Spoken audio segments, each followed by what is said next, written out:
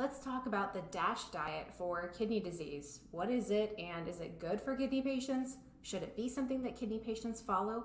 We're going to talk about that in this video. My name is Jen Hernandez. I am a registered dietitian and I'm board certified in renal nutrition. I started plant-powered kidneys back in 2018 after working several years in dialysis and realizing I wanted to help more kidney patients stop this transfer into dialysis and learn how to take care of their kidneys in earlier stages of kidney disease so that they didn't need to end up on dialysis. So let's get into the DASH diet. What exactly is it? Well, the DASH diet stands for Dietary Approaches in Stopping Hypertension. And since hypertension is one of the top causes of kidney disease, you might already see where I'm going at with this connection between the DASH diet and kidney disease.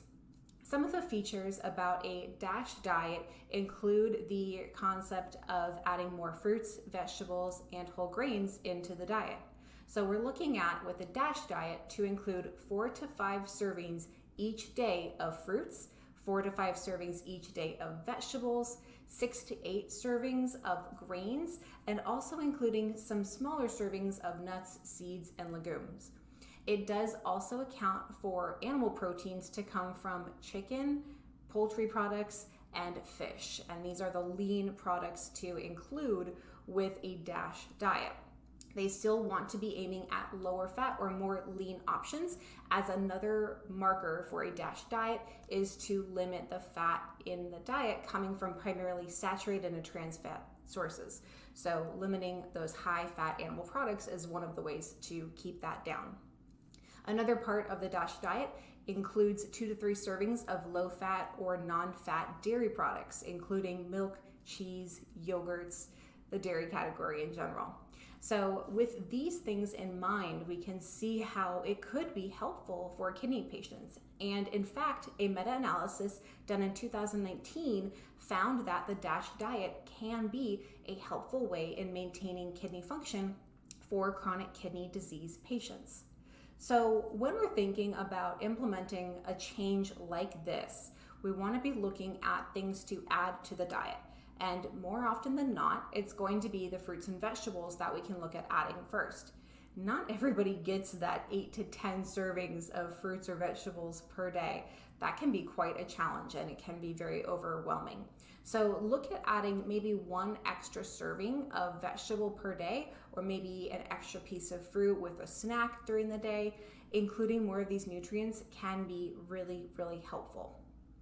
Another part of the DASH diet and how it relates to kidney health is that they recommend the sodium intake is anywhere from 1,500 to under 2,300 milligrams per day. And they have found that that lower 1,500 milligrams has been shown to be better for blood pressure control. So when you're including salt in the diet, remember that there is natural sodium found from a lot of our foods, but we really want to pay attention to the salt that is added to products that we consume. One of these things that is really notorious and people can get easily carried away with are bread products. Breads can be incredibly high in sodium, so this is a great thing to be looking at in your pantry and in the grocery store at the sodium content of your breads. There are a lot of low sodium bread options available. It just kind of takes some digging in your grocery area to find the one that's best for you. So take some time, make sure you give yourself a little bit of extra buffer time in the grocery store so you're not feeling rushed and overwhelmed, and just spend time looking at the labels of the items that you have in your grocery store. See if you can find the lowest sodium option and try that one out to see if it's something that you enjoy. Now, a lot of questions we also get at Plant Powered Kidneys is about animal proteins. And yes, the DASH diet does, like I said, include some animal proteins.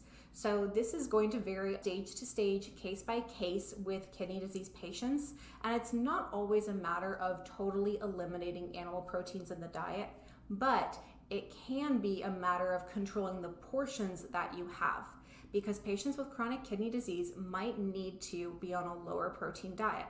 If you are looking into a lower protein diet, it's incredibly important to work with a registered dietitian who understands kidney disease and a low protein diet to make sure you don't have other nutritional deficiencies that can commonly occur when you're trying to follow a low protein diet on your own or without that medical support.